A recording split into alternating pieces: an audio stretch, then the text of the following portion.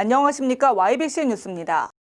최근 코로나19로 인해 몇 번의 등교 연기와 정책 번복으로 혼선을 가져와 헌정 초유의 5월 개학을 맞이했습니다.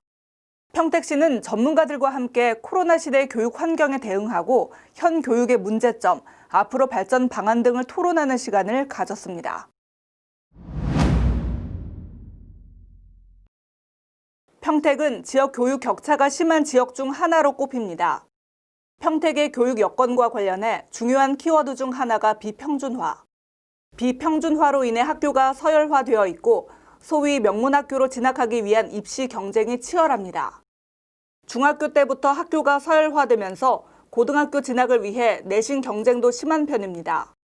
17일 평택시는 교육발전 방안 토론회를 개최했습니다.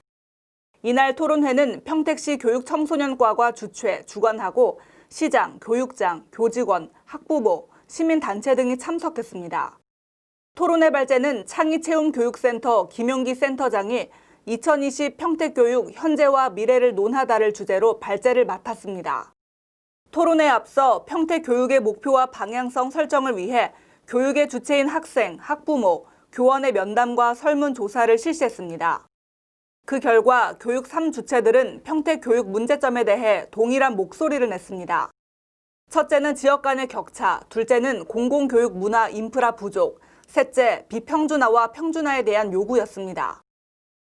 교육문화 인프라 부족에서도 교원들과 교사가 교원이 약 53%, 학부모가 51.4% 정도 나왔습니다. 고등학생들이 가장 우리 인프라가 구축되지 않았다는 불만이 높았고요. 권역별로 서부 지역.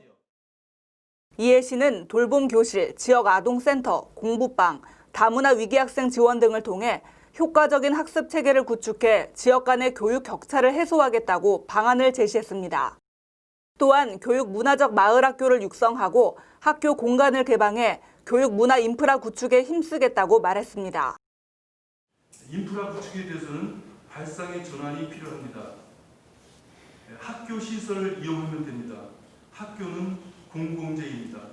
정부에서도 학교 시설 개방을 유도하지만 학교장은 학교 관리 차원에서 선뜻 개방하기를 꺼려하는 것이 사실입니다. 아울러 평준화를 위한 3가지 조건으로 주민들의 평준화 이해, 평준화 근거리 원칙, 비선호 고교의 지원 등 평준화에 대한 요구를 맞춰가겠다고 덧붙였습니다. 발제 토론이 끝난 후 평택 교육 발전 방안과 지역 교육 생태계와 미래 교육에 대한 평론, 자유 토론이 이어졌습니다.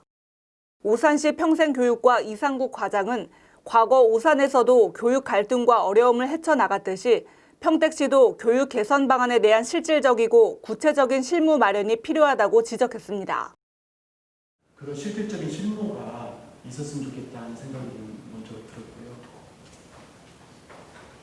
오산도 비슷했습니다. 2010년도, 11년도는 이런 갈등과 어려움 때문에 한 치 앞도 내려볼 수 없었고. 한편 평택시는 코로나19 관련 교육 내용은 차후 공동 포럼을 통해 전문 교육 정책가와 함께 심도 있게 다룰 예정입니다. 천재지변과 같은 코로나19로 인해 학생 등교 문제뿐 아니라 학부모의 학생 돌봄 문제, 관련 종사자의 생계 문제 등 커다란 사회 문제로까지 대두됐습니다. 특히 수능 등 국가고시의 연기는 큰 혼란과 불안을 가중시켰는데요. 지방 교육 경쟁력은 지역 발전의 중요한 성장 동력인 만큼 다양한 교육 인프라와 효과적인 학습 체계 구축을 통해 교육에 대한 지자체의 역할과 의무를 더욱 확대해야 할 것입니다. 지금까지 YBC 뉴스 김은수였습니다. 시청해주신 여러분 고맙습니다. 지금 평택의 새로운 시대가 열립니다. 문화로 하나 되며 평화로 하나 되며 대한민국에서 가장 빠르게 도약하는 도시 평택.